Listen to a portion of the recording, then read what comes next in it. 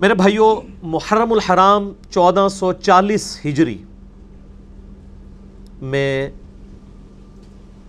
آج کے دن ہمارا اسپیشل کوسچن جو ہے وہ ہمارے ایک بھائی ہیں سیالکوٹ کے، بائی پروفیشن وہ وکیل ہیں، حارث بھائی، حارث بگو۔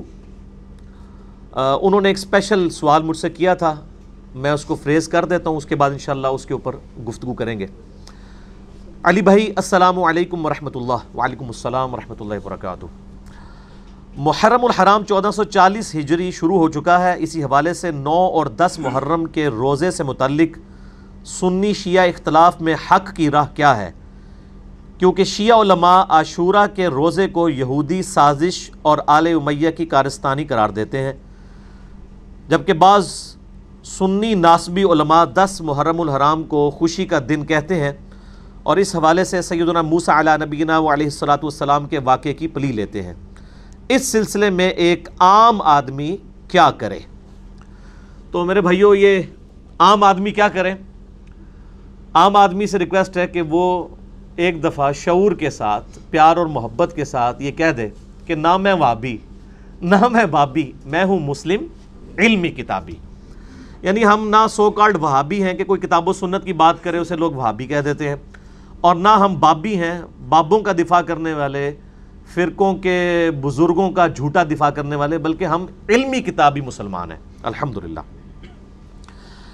جواب کی تفصیل میں جانے سے پہلے میں شروع ہی میں ایک کیٹاگوریکل سٹیٹمنٹ اس حوالے سے دے دوں کہ 10 محرم الحرام کے حوالے سے اہل سنت اور اہل تشیع دونوں ہی ایکسٹریم پہ اپنے رویے رکھتے ہیں، افراط و تفرید کا شکار ہیں۔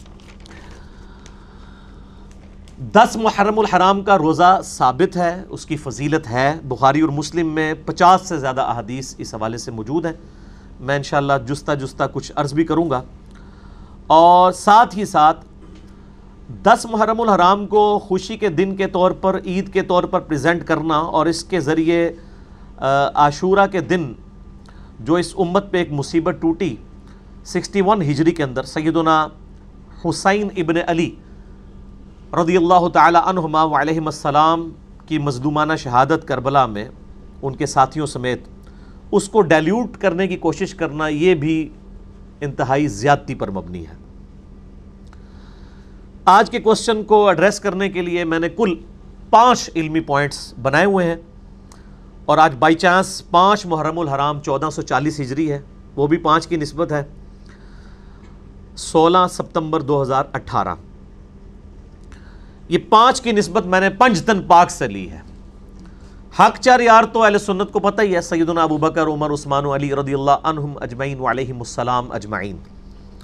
پنجتن پاک وہ بھی ویسے فارسی کی ٹرم ہی ہے، حق چار یار، وہ بھی عربی کی تو نہیں ہے، اور پنجتن پاک جو ہے یہ بھی مطلب فارسی میں بولا جاتا ہے، یا پنجابی میں بھی بولا جاتا ہے، اردو میں بھی یہ ٹرم چلتی ہے۔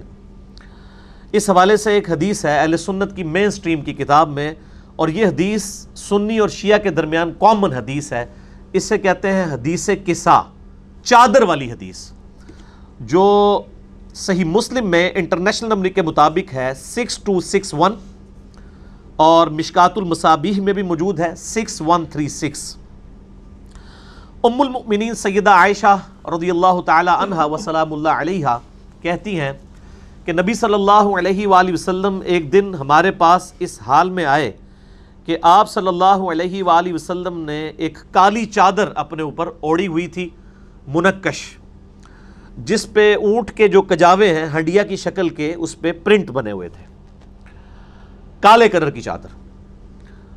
اتنے میں حسن ابن علی آئے تو نبی صلی اللہ علیہ وآلہ وسلم نے انہیں اپنی چادر کے نیچے کر لیا۔ پھر سیدنا حسین ابن علی آئے، ان کو بھی چادر کے نیچے کیا۔ پھر سیدہ فاطمہ آئیں، ان کو بھی چادر کے نیچے کیا۔ اور پھر سیدنا مولا علی رضی اللہ تعالیٰ عنہ علیہ السلام آئے، ان چاروں کو اپنے ساتھ چادر کے اندر کیا۔ 5ویں آپ صلی اللہ علیہ وآلہ وسلم کی خود اپنی مبارک ذات، بلکہ پہلی آپ کی اور باقی 4، تو یہ ٹوٹل بن گئے 5۔ پھر آپ صلی اللہ علیہ وآلہ وسلم نے اللہ کے حضور دعا کرتے ہوئے سورۃ الاحزاب کی آیت نمبر 33 تلاوت فرمائی۔ اعوذ باللہ من الشیطان الرجیم، بسم اللہ الرحمن الرحیم۔ انما یرید اللہ لیذھب عنکم الرجس اہل البیت ویطہرکم تطہیرا۔ اے نبی کے گھر والو، اللہ تعالیٰ تو بس اتنا ہی چاہتا ہے کہ تم سے ہر طرح کی ناپاکی دور کر دے اور تمہیں خوب صاف ستھرا کر دے۔ تو آپ صلی اللہ علیہ وآلہ وسلم نے یہاں پر یہ پروٹوکول کے طور پر اہل بیت میں امہات المومنین تو الحمدللہ شامل ہی ہیں، ان چار ہستیوں کو بھی، سیدنا علی، سیدہ فاطمہ اور سیدنا حسن و حسین رضی اللہ عنہم اجمعین وعلیہم السلام اجمعین کو بھی شامل فرمایا۔ اسی سے پنج تن پاک کا کنسیپٹ لیا جاتا ہے۔ اسی طرح صحیح مسلم میں ہی ایک اور حدیث ہے، انٹرنیشنل نمبر کے مطابق 6220 اور مشکات میں بھی ہے 6135۔ سعد ابن ابی وقاص رضی اللہ تعالیٰ عنہ کو حضرت معاویہ ابن ابی سفیان رضی اللہ تعالیٰ عنہما نے بلایا اور انہیں حکم دیا کہ وہ حضرت علی کے اوپر سب و شتم کریں۔ مسلم کے الفاظ ہیں امر معاویہ، اور یہ کہتے ہیں جی سب و شتم سے مراد تنقید ہے، تنقید نہیں ہے۔ صحیح مسلم میں انٹرنیشنل نمبر کے مطابق 6229 نمبر حدیث ہے۔ آپ دارالاسلام کی مسلم شریف کھول لیں، اسلام 360 میں جا کے PDF دیکھ لیں، کچھ بھی دیکھ لیں، اس میں واضح الفاظ ہیں۔ وہ کہلوایا کرتے تھے لعن اللہ ابا التراب، تم کہو اللہ کی لعنت ہو ابو تراب علی ابن ابی طالب پر، نعوذ باللہ من ذالک۔ یہ مسلم کے الفاظ ہیں۔ تو سعد ابن ابی وقاص نے انکار کر دیا۔ تو ابی معاویہ رضی اللہ تعالیٰ نے ان سے پوچھا کہ آپ کو کون سی چیز مانے ہے کہ آپ حضرت علی کے اوپر لعنت نہیں کرتے، ان پہ سب و شتم نہیں کرتے؟ تو انہوں نے کہا معاویہ میں نے 3 باتیں نبی صلی اللہ علیہ وآلہ وسلم سے سیدنا علی کے بارے میں ایسی سنی ہیں کہ اگر ان میں سے مجھے کوئی ایک بھی مل جاتی تو میرے لیے سرخ اونٹوں سے بڑھ کر ہوتا۔ یہ کون کہہ رہا ہے؟ سعد ابن ابی وقاص، وہ شخص ہے جسے جنت کی بشارت ملی ہوئی ہے، عشرہ مبشرہ میں سے ہے، خود مولا علی کا قول ہے بخاری اور مسلم میں کہ میں نے سعد ابن ابی وقاص کے علاوہ کسی شخص کے لیے نبی صلی اللہ علیہ وآلہ وسلم سے یہ بات نہیں سنی کہ میرے ماں باپ اس پر قربان ہو۔ سعد تو تیر چلا احد کے موقع پر۔ ان کا نام ہے سعد ابن مالک، اور سعد ابن ابی وقاص بھی انہی کا نام ہے، یعنی ابو وقاص جو ہے ان کی کنیت تھی۔ اور وہ شخص کہہ رہا ہے کہ مجھے حضرت علی کی کوئی ایک فضیلت بھی مل جائے نا تو سرخ اونٹوں سے، جو کچھ دنیا ہے میں ہے اللہ کی نعمتیں، ان سے بڑھ کے مجھے محبوب ہو۔ معاویہ پہلی فضیلت یہ صحیح مسلم 6220، مشکات میں اس کا کچھ حصہ ہے صرف۔ غزوہ تبوک کے موقع پر نبی صلی اللہ علیہ وآلہ وسلم نے عورتوں اور بچوں پر سیدنا علی کو اپنی جگہ خلیفہ چھوڑا، اور یہ پہلا اور آخری موقع تھا کہ مولا علی نبی علیہ السلام کے ساتھ کسی قتال یا جہاد میں شریک نہیں ہو رہے تھے۔ پہلا موقع اور آخری۔ سیدنا علی نے رونا شروع کر دیا، تو آپ نے ان کے لیے تسلی کے لیے فرمایا کہ کیا اے علی تم اس بات پر خوش نہیں ہو کہ تمہاری میرے ساتھ وہی نسبت ہے جو ہارون کی موسیٰ کے ساتھ؟ اللہ اکبر، یعنی یہ انبلیویبل چیز ہے۔ حضرت موسیٰ علیہ السلام کے ساتھ سپورٹیو شخصیت کس کی تھی؟ ہارون علیہ السلام کی۔ ہم سیدنا ابوبکر صدیق رضی اللہ تعالیٰ عنہ علیہ السلام کو یار غار کہتے ہیں نا، لیکن یہ الفاظ ان کے بارے میں بھی نہیں آئے۔ سیدنا عمر کے لیے بھی ایک حسن درجے کی روایت ہے، اس میں بھی علماء کا اختلاف ہے، وہ ترمذی کی، کہ میرے بعد کوئی نبی ہوتا تو عمر ہوتا، وہ بھی ترمذی میں ہے۔ لیکن یہ تو بخاری مسلم دونوں میں مولا علی کے فضائل کے چیپٹر میں شروع کی حدیث ہے، اور میں مسلم والا طریق پڑھ رہا ہوں۔ تو آپ نے فرمایا مگر میرے بعد کوئی نبی نہیں۔ معاویہ دوسری فضیلت سن، غزوہ خیبر کے موقع پر جب شکست ہو گئی تھی اور فتح نہیں مل رہی تھی تو نبی صلی اللہ علیہ وآلہ وسلم نے فرمایا کل میں اس شخص کے ہاتھ میں جھنڈا دوں گا جو اللہ اور اس کے رسول سے محبت کرتا ہے، اللہ اور اس کے رسول اس سے محبت کرتے ہیں۔ ہم پوری رات اس بات میں کہ تصور سے نہیں سوئے کہ وہ خوش نصیب شخص کون ہوگا کہ جس سے اللہ اور اس کے رسول بھی محبت کرتے ہیں، ون وے ٹریفک نہیں۔ اور مسلم شریف کے الفاظ ہیں، حضرت ابو ہریرہ کہتے ہیں کہ حضرت عمر کہا کرتے تھے یہ پہلا موقع تھا کہ مجھے بھی خواہش ہوئی کہ وہ شخص میں ہوں۔ ایک وہ جعلی روایت ہے نا کہ جی وہ حضرت ابو بکر کے لیے کہا کرتے تھے کہ جی میری جو ہے وہ پوری زندگی کی نیکیاں لے لی جائیں اور غار ثور کی ایک نیکی، وہ جعلی روایت، جھوٹی روایت ہے۔ شیخ البانی، شیخ زبیل زئی صاحب دونوں اس کو جھوٹی روایت کہتے ہیں، مشکات میں آپ تحکیم دیکھ لیں، اور وہ ہے بھی دور کی کتاب میں، سنن کبری البیہقی کے اندر موجود ہے۔ اور یہ مسلم شریف کی روایت ہے کہ حضرت عمر کہتے ہیں مجھے رشک آئے گا۔ تو سعد ابن ابی وقاص کہتے ہیں کہ نبی علیہ السلام نے صبح بلایا علی کی طرح، پیش کیا گیا، شعب چشم تھا، لعاب دہن لگایا، دعا فرمائی، اپنے مبارک ہاتھوں سے زرہ باندھی، اللہ تعالیٰ نے فتح دے دی خیبر کے موقع پر۔ تیسرا موقع فرمایا کہ جب نجران کے عیسائیوں کے ساتھ مباہلہ ہوا، اور یہ مباہلہ آپ صلی اللہ علیہ وآلہ وسلم کی وفات سے 1-1.5 سال پہلے کا واقعہ ہے، یہ تبوک کے بھی بعد کا ہے، 9 ہجری کے اینڈ کا ہے، یہ 10 ہجری کا ہے، 11 کے تو سٹارٹ میں آپ کی وفات ہوگی صلی اللہ علیہ وآلہ وسلم۔ تو نجران کے عیسائیوں کے سامنے آپ نے دلائل رکھے، اس کے باوجود وہ ضد پہ اڑے رہے، تو پھر اللہ تعالیٰ نے سورہ آل عمران آیت نمبر 61 میں نبی صلی اللہ علیہ وآلہ وسلم کو یہ حکم فرمایا، اعوذ باللہ من الشیطان الرجیم، بسم اللہ الرحمن الرحیم،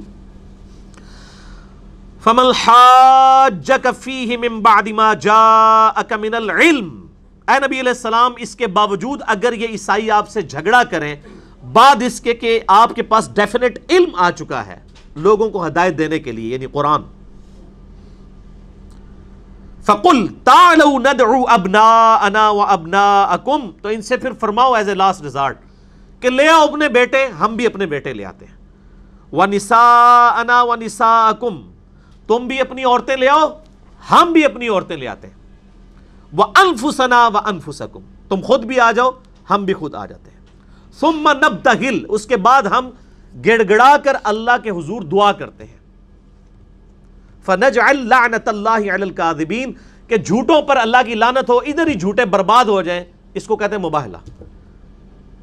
اب اس آیت میں تھا بیٹے لے آؤ، عورتیں لے آؤ، خود آ جاؤ، تو عورتیں تو نبی علیہ السلام کی بیویاں 9 موجود تھیں، ایٹ لیسٹ 9 تو تھی، ان کو نہیں لے کے آئے، کس کو لے کے آئے؟ سیدنا حسن، حسین، سیدنا علی اور سیدہ فاطمہ، اور 5ویں آپ خود، وہی 5 تن پاک۔ اور پھر سعد ابن ابی وقاص کہتے ہیں نبی علیہ السلام نے ان کو پیش کرتے ہوئے کہا اللہم ہؤلاء اہل بیتی، اے اللہ یہ میرے اہل بیت ہیں، ویسے تو بیویاں بھی اہل بیت ہیں لیکن یہ اسپیشل پروٹوکول والے اہل بیت ہیں، اللہم ہؤلاء اہل بیتی۔ یہ 3 فضیلتیں سنائیں حضرت معاویہ رضی اللہ تعالیٰ عنہ کو حضرت سعد ابن ابی وقاص نے جب انہوں نے ان کو سب و شتم پر ابھارا، اور یہی حدیث جب سنن نسائی الکبریٰ کے اندر آتی ہے، میں نے یہ اپنے ریسرچ پیپر میں ڈالی ہوئی ہیں یہ ساری، یہ میں انشاءاللہ اینڈ پہ آج تعارف بھی کروا دوں گا چونکہ میں نے فی البدی گفتگو کر رہا ہوتا ہوں۔ سنن نسائی الکبریٰ میں 8439 ہے، خصائص علی والا جو چیپٹر ہے اس کے اندر، اور شیخ غلام مصطفیٰ ظہیر صاحب نے اس کی سند کو صحیح کہا ہے، اس میں آگے الفاظ ہیں کہ سعد ابن ابی وقاص کا بیٹا کہتا ہے کہ پھر جتنے دن حضرت معاویہ وہاں رہے انہوں نے ایک جملہ بھی حضرت علی کے خلاف نہیں نکالا، ڈر گئے۔ یہ الفاظ شو کر رہے ہیں کہ وہ ان سے کروانا چاہ رہے تھے، جبکہ ہمارے سنیوں نے ماشاءاللہ اتنی دور کی تعویل کی ہے، وہ کہتے ہیں وہ حضرت معاویہ سے جو ہے وہ پوچھ رہے تھے سعد ابن ابی وقاص سے کہ یہ باقی لوگ تو گالیاں دیتے ہیں، آپ کیوں نہیں دیتے ہیں، مجھے کوئی فضائل سنائے ان کے، ایڈی لمبی کہانی کرائی ہے۔ اگر یہ چیز ہوتی تو آگے یہ الفاظ ہوتے ہیں کہ جتنے دن وہ رہے پھر حضرت علی کے بارے میں ایک جملہ بھی اپنی زبان سے نہیں نکالا، وہ یعنی حدیث خود حفاظت کرتی ہے۔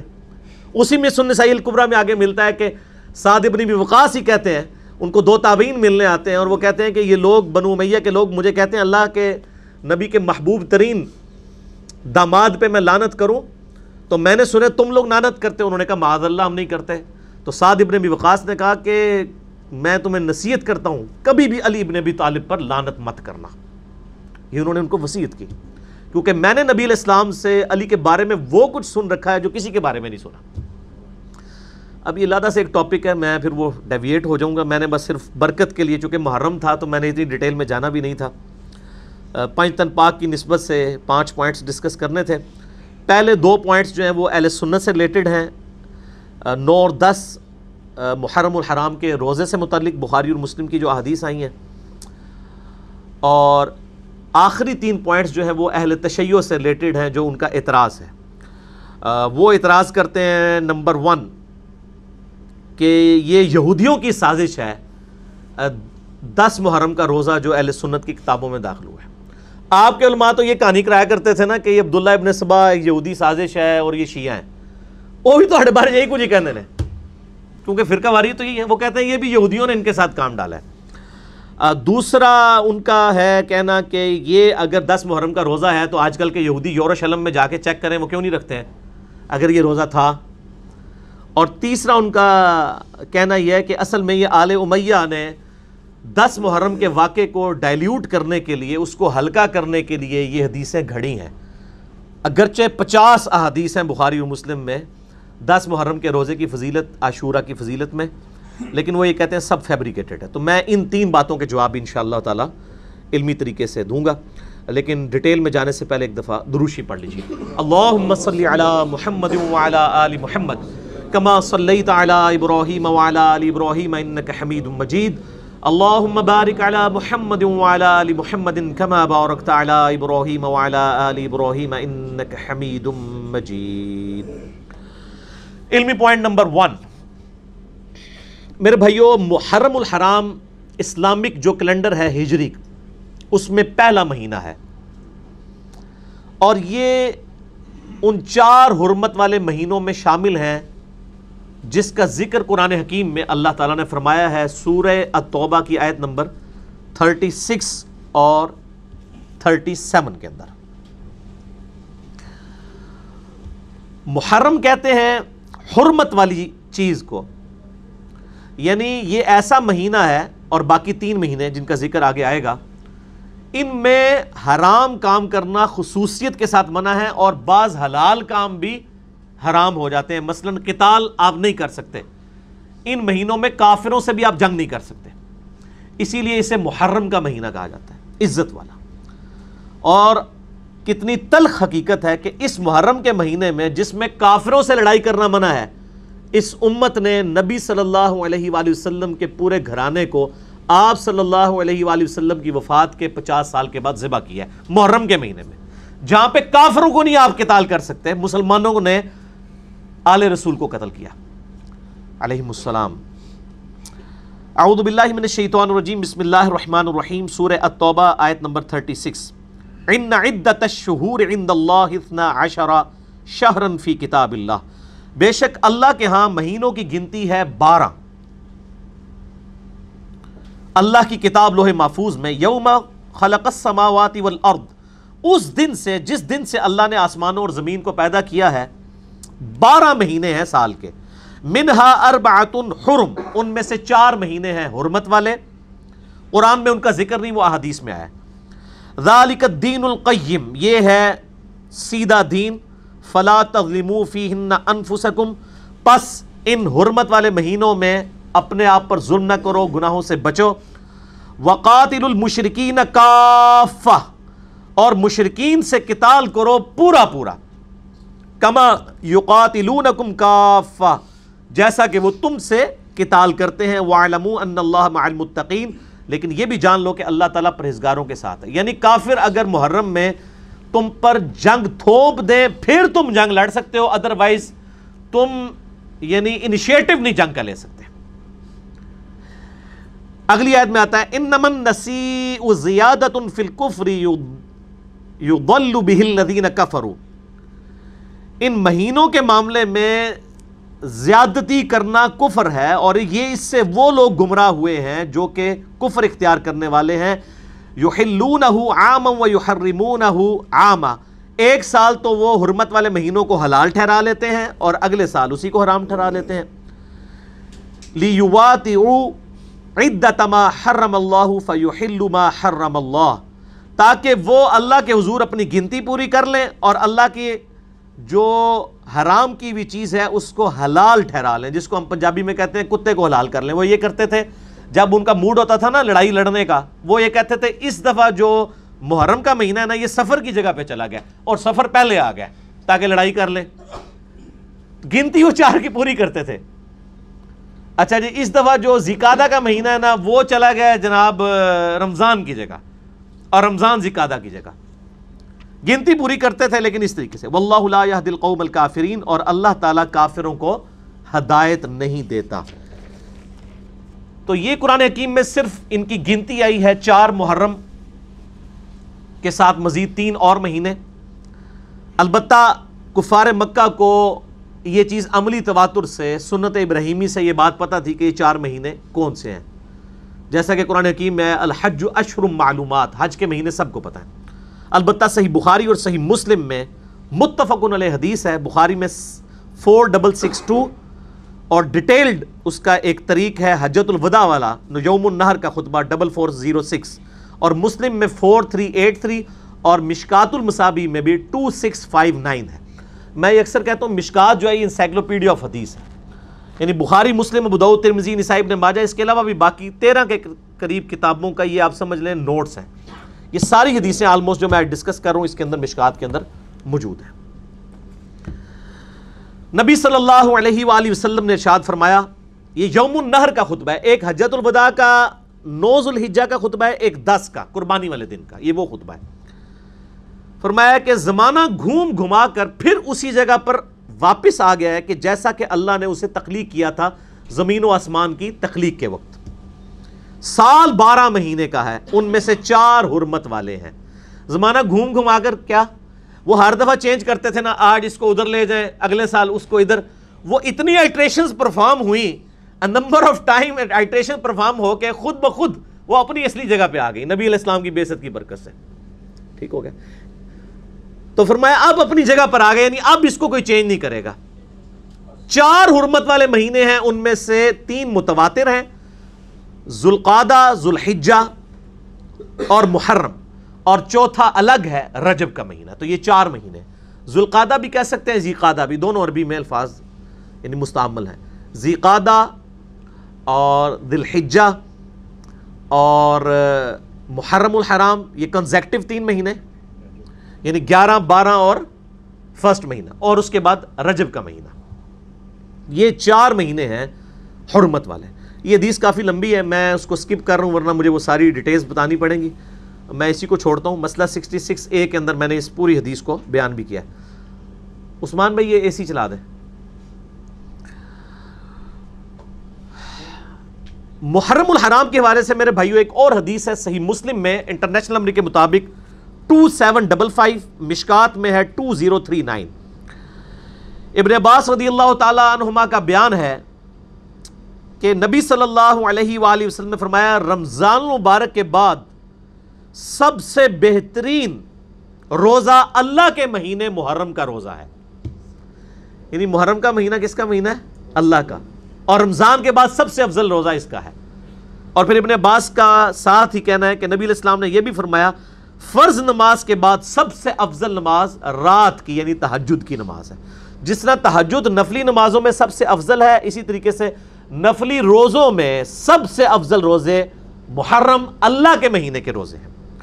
ویسے تو سارے مہینے ہی اللہ کے ہیں، جس طرح مسجد اللہ کا گھر ہے لیکن بیت اللہ خاص اللہ کا گھر ہے، خانہ کعبہ، اسی طریقے سے سارے مہینے اللہ کے ہیں، لیکن محرم الحرام اسپیسیفکلی اللہ تعالیٰ نے اس کو اپنے ساتھ فضیلت دی ہے۔ اور تاریخ گواہ ہے کہ اللہ تعالیٰ کی قدرت کے بڑے بڑے فیصلے جو ہیں وہ محرم الحرام میں ہوئے ہیں، خصوصاً 10 محرم عاشورہ کا دن اسلام سے پہلے بھی قریش مکہ میں بھی سیلیبریٹ ہوتا تھا، بخاری مسلم میں حدیث موجود ہیں، اور یہود و نصارہ کے اندر بھی۔ اور آپ اگر اسلامی تاریخ پڑھیں تو آپ کو ڈیٹیل سے یہ چیز ملے گی کہ بخاری مسلم میں تو صرف اتنا آیا نا کہ 10 محرم کے دن فرعون کو ڈبویا گیا اور موسیٰ علیہ السلام کو نجات ملی، اس کے علاوہ بھی کئی بڑے بڑے واقعات عاشورہ 10 محرم کے دن ہوئے۔ حضرت آدم علیہ السلام کی توبہ قبول ہوئی 10 محرم کے دن۔ سیدنا یونس علیہ السلام کو اللہ تعالیٰ نے مچھلی کے پیٹ سے نجات دی 10 محرم کے دن۔ نوح علیہ السلام کی کشتی جو ہے جودی پہاڑ پہ اٹکی 10 محرم کے دن۔ ابراہیم علیہ السلام کو آتش نمرود سے نجات ملی 10 محرم کے دن۔ اور موسیٰ علیہ السلام کے تو واقعے کا ذکر بخاری مسلم میں ہے۔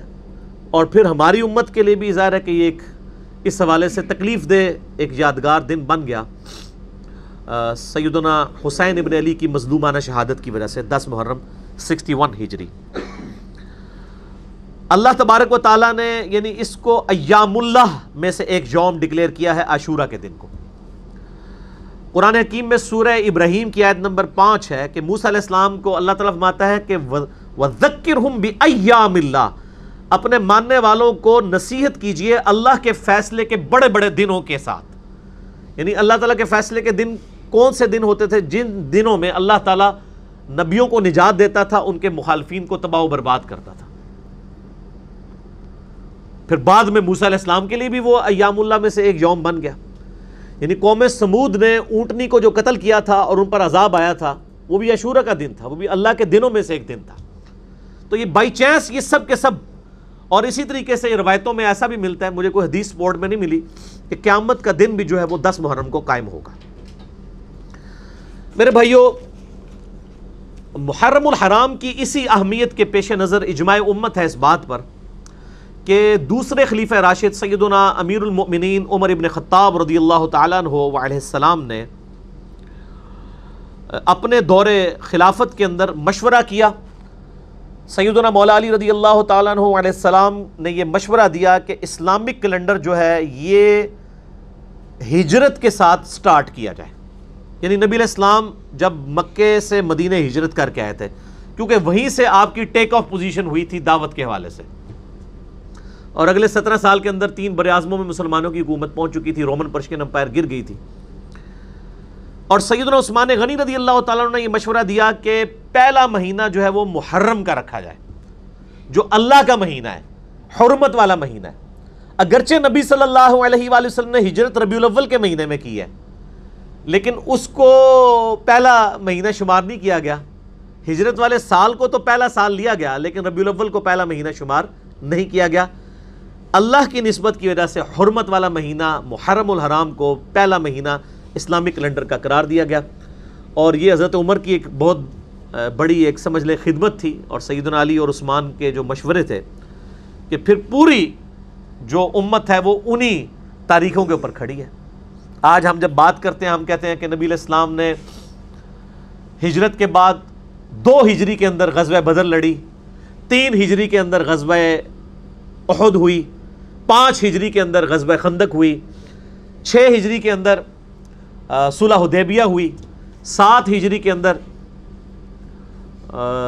غزوہ خیبر ہوئی، 8 ہجری کے اندر فتح مکہ ہوا، اور غزوہ حنین بھی 8 ہجری کے اندر، اور 9 ہجری کے اندر غزوہ تبوک پہ نبی علیہ السلام تشریف لے گئے رومن امپائر کے خلاف، لیکن وہ پہلے ہی بھاگ کے چلے گئے، جنگ ہوئی نہیں، اور اس کے بعد نبی علیہ السلام 1-1.5 سال کے بعد وفات پا گئے، اور پھر 14 ہجری کے اندر جنگ یرموک ہوئی رومن امپائر کے خلاف، اور وہ مسلمانوں کے سامنے گھٹنے ٹیک گئے، جزیہ دینے پہ آمادہ ہو گئے، اور 14 ہجری میں ہی 3-4 مہینے کے بعد جنگ قادسیہ لڑی گئی پرشین امپائر کے خلاف، وہ تو پوری کی پوری امپائر مسلمانوں کے پاس آ گئی، اور 2 سپر پاورز جو صدیوں سے پوری دنیا پہ حکمران تھی وہ مسلمانوں کے قدموں میں ڈھیر ہو گئی، آندہ 1000 سال کے لیے آلموسٹ، یعنی وہ اس وقت جو زور لگا نا وہ پھر 1000 سال تک اس کا پھر مسلمانوں نے پھل کھایا، یعنی محنتیں اس وقت ہوئی، بعد کے لوگ پھل کھاتے رہے۔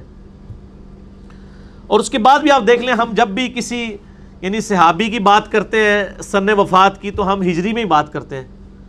حضرت ابوبکر نبی علیہ السلام سے شروع کر دیں، آپ صلی اللہ علیہ وآلہ وسلم کی سن وفات 11 ہجری، سیدنا ابوبکر 13 ہجری، سیدنا عمر 23 ہجری 26 ذوالحجہ، یکم محرم نہیں ہے، جعلی گل ہے۔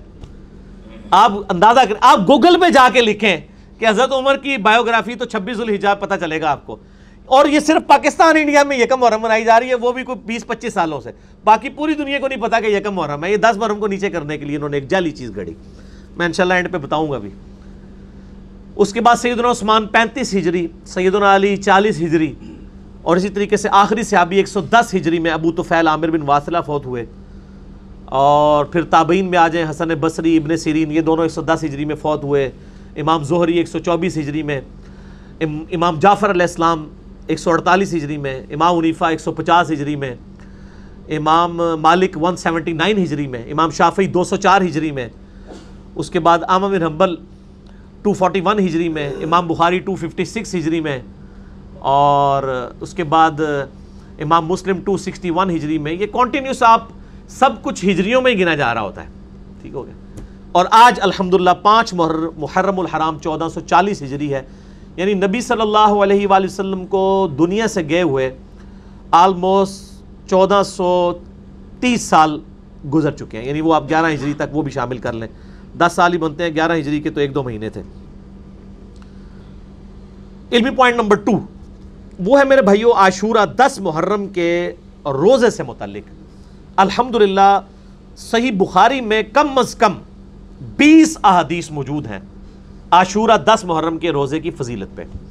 ان میں سے بھی جو کنزیکٹو 8 طرق آئے ہیں انٹرنیشنل نمبر کے مطابق 2000 سے لے کر 2007 تک. اس باب کا نام ہی ہے صیام یوم عاشورہ، یعنی یوم عاشورہ کا جو روزہ ہے اس سے متعلق. اور صحیح مسلم میں، بخاری میں تو 20 احادیث ہیں، صحیح مسلم میں 40 احادیث ہیں، جن میں سے جو چیپٹر ہے صوم یوم عاشورہ کنزیکٹو، اس میں 34 احادیث 34 ہیں انٹرنیشنل نمبر کے مطابق 2637 سے لے کر 2670 تک. یعنی آلموسٹ بخاری مسلم میں ملا کر یہ آپ کو 50 سے زیادہ حدیث ملیں گی. اور کم از کم 8 صحابہ سے یہ احادیث روایت ہیں، سیدنا عبداللہ ابن عباس سے، سیدہ عائشہ سے، سیدنا جابر بن سمرہ سے، سیدنا عبداللہ ابن مسعود سے، سیدنا عبداللہ بن عمر سے، سیدنا ابو موسیٰ اشعری سے، اور اسی طریقے سے حضرت معاویہ ابن ابی سفیان سے اور حضرت ابو قتادہ سے رضی اللہ عنہم اجمعین. تو اب یہ ساری وہ 50 احادیث تو میں کور نہیں کر سکتا، میں نے صرف پنجتن پاک کی نسبت سے 5 ہی چوز کی ہیں. پہلی حدیث بخاری اور مسلم دونوں میں ہے، صحیح بخاری میں 2006، مسلم میں 2662 اور مشکات میں بھی ہے 2040 انٹرنیشنل نمبر کے مطابق. ابن عباس کہتے ہیں رضی اللہ تعالیٰ عنہما کہ میں نے نبی صلی اللہ علیہ وآلہ وسلم کو یوم عاشورہ 10 محرم اور رمضان مبارک کے علاوہ کسی اور دن کے روزوں کا اہتمام کرتے ہوئے نہیں دیکھا. اور پھر ساتھ ہی فرمایا کہ آپ صلی اللہ علیہ وآلہ وسلم 10 محرم یوم عاشورہ کے دن کو باقی تمام دنوں پر فضیلت دیا کرتے تھے. یہ مسلم شریف کے الفاظ اور بخاری میں بھی موجود. دوسری حدیث صحیح مسلم میں ہے انٹرنیشنل نمبر کے مطابق 2746 اور مشکات میں 2044. ابو قتادہ کہتے ہیں کہ نبی صلی اللہ علیہ وآلہ وسلم نے فرمایا میں اللہ سے امید کرتا ہوں کہ یوم عاشورہ یعنی 10 محرم کا روزہ 1 سال کے گناہوں کا کفارہ بن جائے گا. 1 سال کے. اور یہ گناہ صغیرہ ہی ہوتے ہیں، کبیرہ گناہ صرف توبہ سے معاف ہوتے ہیں، کیونکہ صحیح مسلم میں حدیث ہے انٹرنیشنل نمبر کے مطابق 552 اور مشکات میں بھی ہے 564 کہ اگر کبیرہ گناہوں سے بچا جائے تو ایک نماز سے دوسری نماز، ایک جمعے سے دوسرا جمعہ اور ایک رمضان سے دوسرا رمضان درمیان کے گناہوں کا کفارہ بن جاتے ہیں، اگر بیچ میں بڑے گناہ نہ کیے جائیں. اب یہ نہیں کہ ایک بندہ ایک جمعہ پڑھے اگلا جمعہ پڑھ لے بیچ کے گناہ معاف، نہیں، نماز چھوڑنا خود کبیرہ گناہ ہے. صحیح مسلم میں 246 نمبر حدیث ہے بندے کے کفر اور اسلام کے درمیان فرق کی نماز ہے. تو نماز چھوڑنے سے بڑا کوئی کبیرہ، تو کبیرہ گناہوں سے بچا جائے تو چھوٹے موٹے گناہ جو ہیں وہ اس طرح کے روزوں سے معاف ہو جاتے ہیں. تیسری حدیث بھی بخاری اور مسلم دونوں میں ہے، بخاری میں 2002، مسلم میں 2637. اما عائشہ رضی اللہ تعالیٰ عنہ کہتی ہیں کہ قریش مکہ بھی زمانے جاہلیت میں عاشورہ کا روزہ رکھا کرتے تھے. اور میرا گمان یہ ہے کہ چونکہ ابراہیم علیہ السلام کو آتش نمرود سے نجات ملی تھی تو بنو اسماعیل کو بھی عاشورہ کے دن کی فضیلت پتہ تھی، حالانکہ مشرکین عرب بت پرست تھے، وہ بھی عاشورہ کا روزہ رکھا کرتے تھے. تو نبی صلی اللہ علیہ وآلہ وسلم بھی مکے میں عاشورہ کا روزہ رکھا کرتے تھے. رمضان شریف تو مدینے میں فرض ہوئے نا روزے، مکے میں آپ عاشورہ کا روزہ رکھا کرتے تھے. اما عائشہ کے آگے الفاظ ہیں حتیٰ کہ ہجرت مدینہ کے بعد بھی آپ صلی اللہ علیہ وآلہ وسلم ہمیں حکم دیتے تھے کہ ہم عاشورہ کا روزہ رکھیں، لیکن جب رمضان کے روزے فرض ہوئے تو آپ صلی اللہ علیہ وآلہ وسلم نے ارشاد فرمایا اب جس کی مرضی چاہے وہ عاشورہ کا روزہ رکھے، جس کی مرضی اس روزے کو چھوڑ دے. یعنی رمضان کے روزے جب فرض ہوئے تو نبی صلی اللہ علیہ وآلہ وسلم نے اس کو آبلیگیٹری نہیں رہنے دیا، بلکہ اس کو آپشنل رکھ دیا کہ 10 محرم کا روزہ یہ نفلی روزہ ہے، آپ کو رکھ لے ثواب ہے، کوئی چھوڑ دے کوئی گناہ نہیں ہے، یہ فرض نہیں ہے. چوتھی حدیث بھی بخاری اور مسلم دونوں میں ہے، بخاری میں 2004، مسلم میں 2656. عبداللہ ابن عباس کہتے ہیں کہ جب نبی صلی اللہ علیہ وآلہ وسلم مدینہ شریف تشریف لائے تو آپ نے یہودیوں کو دیکھا کہ وہ عاشورہ کا روزہ رکھتے ہیں. پوچھا کیوں رکھتے ہو؟ تو انہوں نے کہا کہ اللہ تعالیٰ نے موسیٰ علیہ السلام کو نجات دی تھی فرعون سے، تو ہم اس دن کی تعظیم کرتے ہیں. مسلم شریف کے ایک طریق میں الفاظ ہیں ہم اس دن کی تعظیم کرتے ہیں، دوسرے میں الفاظ ہیں ہم اللہ کا شکر کرتے ہیں، اور تیسرے میں الفاظ ہیں کہ ہم اسے عید کے دن کے طور پر مانتے ہیں۔ تو آپ صلی اللہ علیہ وآلہ وسلم نے فرمایا ہمارا تو زیادہ حق ہے کہ ہم موسیٰ علیہ السلام کے لیے شکرانے کے طور پر روزہ رکھیں، کیونکہ ہم موسیٰ علیہ السلام سے تم سے زیادہ بڑھ کر قریب ہیں۔ ظاہر ہے کہ وہ تو ٹیمپرڈ فارم میں تورات کو لے کے چل رہے تھے، نبی علیہ السلام کی تو یہ جو دین ہے یہ اسی کی کنٹینیوشن ہے بنی اسرائیل کی، صرف شریعت میں تھوڑی بہت چینج آئی۔ تو آپ صلی اللہ علیہ وسلم نے پھر صحابہ کو حکم دیا کہ 10 محرم الحرام کا روزہ رکھو۔ اس دفعہ 10 محرم الحرام بن رہا ہے 21 ستمبر 2018 کو، اور بائی چانس پوری دنیا میں 10 محرم ایک ہی دن آ رہا ہے، کیونکہ سعودیہ کے آج میں نے چینل چیک کیا تو وہاں پہ بھی آج 5 محرم ہے، پاکستان میں بھی 5 محرم ہے آج 16 ستمبر 2018 کو۔ تو 9 اور 10 2 روزے رکھنے ہیں، یعنی 20 ستمبر کو اور 21 ستمبر 2018 کو پوری دنیا کے مسلمان یہ 2 روزے رکھیں، عاشورہ کے ساتھ ایک ساتھ والا روزہ۔ اس کی حکمت 5ویں حدیث صحیح مسلم میں ہے 2666، مشکات میں 2041۔ ابن عباس رضی اللہ تعالیٰ عنہ کہتے ہیں کہ جب نبی صلی اللہ علیہ وآلہ وسلم نے ہمیں حکم دیا اس بات کا کہ ہم بھی جو ہے وہ عاشورہ کا روزہ رکھیں، تو کچھ اصحاب نے عرض کیا کہ یہ تو یہود و نصارہ کی پیروی ہو جائے گی ایک طرح کی، تو آپ نے فرمایا پھر تم ان کی مخالفت کرو اور تم 9 تاریخ کا روزہ رکھو، یعنی 9 محرم الحرام کا، اور اگر میں اگلے سال تک زندہ رہا تو میں بھی 9 کا روزہ ایڈ کروں گا۔ لیکن اس سے پہلے ابن عباس کے الفاظ ہیں کہ نبی علیہ السلام دنیا سے چلے گئے۔ اچھا، یہ حدیث میں کافی ساری کنٹراڈکشنز آتی ہیں، تو وہ بعض لوگ کہتے ہیں وہ یہ اضطراب ہے، پہلے آپ نے اجازت دے دی اور پھر آپ نے یہود و نصارہ کی مخالفت کا اس وقت کیوں نہیں خیال آیا، بالکل اینڈ پہ کیوں آیا؟ بیسیکلی یہ گریجولی شریعت کے احکام ایوالو ہوتے ہیں، یہ نہیں ہوتا کہ مطلب وہ ایک دن میں ساری چیزیں سیٹل ہو جاتی ہیں۔ تو یہ یعنی الٹیمیٹلی یہ ڈیسیژن ہوا۔ اچھا، یہ جو مسلم شریف کے الفاظ ہیں نا، میں اگلے تم 9 کا روزہ رکھو، یہ جب آپ کسی کا بھی ترجمہ دیکھیں گے نا، بریلوی، دیوبندی، اہل حدیث، شیعہ، تو سب نے بریکٹ میں لکھا ہوگا 9 کا بھی روزہ رکھو۔ یہ بھی جو انہوں نے لگائی ہوئی ہے نا، یہ حدیث میں نہیں ہے، لیکن لگائی صحیح ہوئی ہے۔ ایک پہلی شاید جڑی کہ صحیح لائی ہوئی ہے انہوں نے، وہ اس لیے لگائی ہے کہ جامعہ ترمذی میں حدیث ہے 755 انٹرنیشنل نمبر کے مطابق کہ ابن عباس نے فرمایا کہ نبی علیہ السلام ہمیں یوم عاشورہ کا روزہ 10 محرم کو رکھنے کا کہتے تھے۔ اس میں 10 کی تاریخ بھی آ گئی۔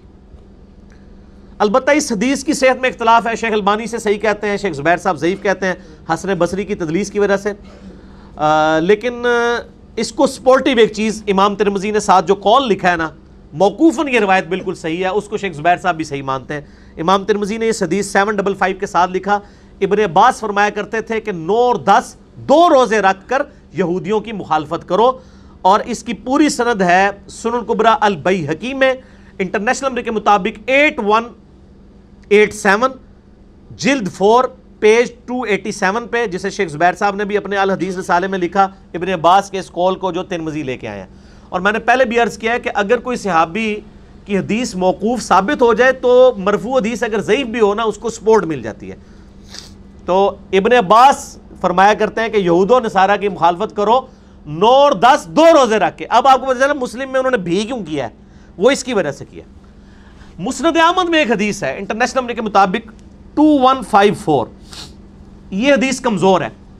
اس میں ابن عباس کا قول یہ ہے کہ یہود و نصارہ کی مخالفت کرو 10 سے پہلے ایک روزہ ملا کر یا 10 کے بعد ایک روزہ ملا کے، یعنی 9 اور 11 دونوں آپشن ہے۔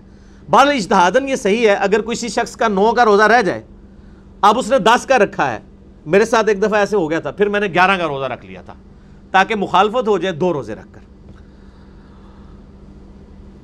یہاں پر میں آپ کو ایک اوریجنل لطیفہ سناؤں۔ 2008-9 کی بات ہے، ہم نئے نئے کتاب و سنت کے منہج پہ آئے، تو یہ ان دنوں میں یہی جھگڑا چل رہا تھا۔ مجھے پتا چلا کہ اہل حدیث میں بعض علماء کا یہ موقف ہے کہ 10 محرم کو روزہ رکھنا ہی نہیں، رکھنا ہی 9 کو ہے، اور وہ یہ کہتے ہیں کہ عاشورہ 9 محرم کو ہوتی ہے، حالانکہ عربی میں عشر کا لفظ 10 کے لیے ہوتا ہے۔ تو انہوں نے کہا روزہ تو نہیں ختم کر سکتے، 10 محرم تو جان چھڑائیے نا۔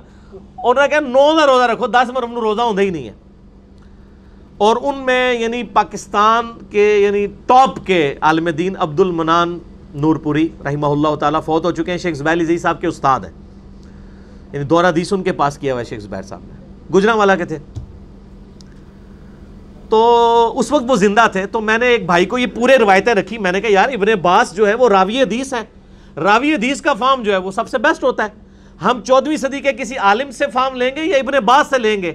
آپ حیران ہوں گے، بخاری مسلم میں 50% احادیث، یعنی 50 حدیثیں ہیں نا اگر 10 محرم پہ، اس میں سے 25 کے راوی ابن عباس ہیں۔ ابن عباس سے زیادہ کسی نے اس روزے کی یہ روایت نہیں کی، اور ان کے شاگردوں نے جتنی روایتیں کی ہیں۔ تو میں نے کہا جی عبد المنان صاحب کو نا فون ملائیں، انہوں نے ان کو موبائل پہ کال کی میرے سامنے، ساڑھے لطیفے اوریجنل ہوندے نے بھائی۔ تو انہوں نے کہا کہ جی یہ بتائیں کہ 10 محرم کا روزہ کب رکھنا ہے؟ انہوں نے کہا 9 کو رکھنا ہے، 10 کو نہیں روزہ رکھنا، کیونکہ مسلم شریف میں الفاظ ہے کہ 9 کا روزہ رکھو۔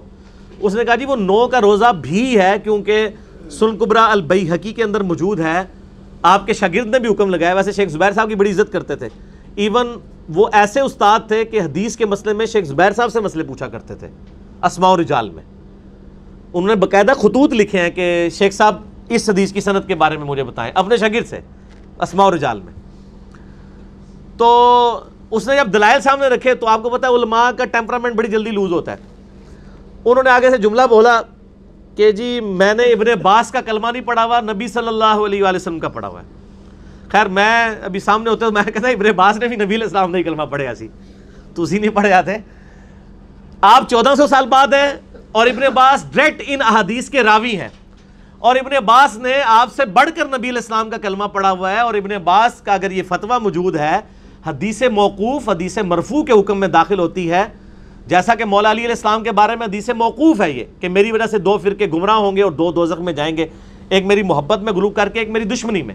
حدیث مرفوع تو ساری ضعیف ہے طبرانی میں، یہ فضائل صحابہ احمد بن حنبل کی کتاب میں موقوفاً روایت صحیح ہے، اس کی وجہ سے ہم ان مرفوع روایات کو بھی صحیح مانتے ہیں۔ یہاں پہ بھی ابن عباس کا جو قول ہے نا، یہود و نصارہ کی مخالفت کرو 9 اور 10 2 رکھ کے، تو اب مسلم شریف کی جو حدیث ہے اگلے سال میں زندہ رہا تو 9 کا رکھوں گا تو وہ بھی ہے، یہ نہیں ہے کہ 10 کا چھوڑ دوں گا۔